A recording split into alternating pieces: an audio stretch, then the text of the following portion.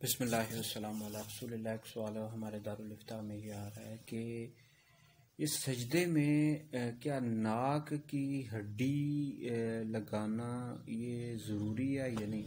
تو اس حوالے سے یاد رکھیں کہ پیشانی کا سجدے میں لگانا یعنی اچھے طریقے سے وہ جم جائے پیشانی، یہ تو فرض ہے، اور یہ ناک کی جو ہڈی ہوتی ہے نا، اس کا بھی لگانا اچھے طریقے سے کہ یعنی اس کا اثر محسوس ہو، یہ واجب ہے۔ یہ ناک کی جو ہڈی ہوتی ہے نا، کچھ لوگ یعنی یہ جو اوپر والی ہڈی ہوتی ہے یہ سمجھ رہے ہوتے ہیں، یہ نہیں، یہ جو ناک کی ہڈی ہوتی ہے یہ اس کا لگانا یہ سجدے میں واجب ہے، اچھے طریقے سے جمے۔ تو اب کچھ لوگ ہوتے ہیں وہ صرف پیشانی اچھے طریقے سے جماتے اور ناک کی ہڈی نہیں لگاتے، تو اس طرح اگر کیا کسی نے کیا تو نماز ظاہر بات ہے مکروہ تحریمی ہوگی، واجب الاعادہ ہوگی۔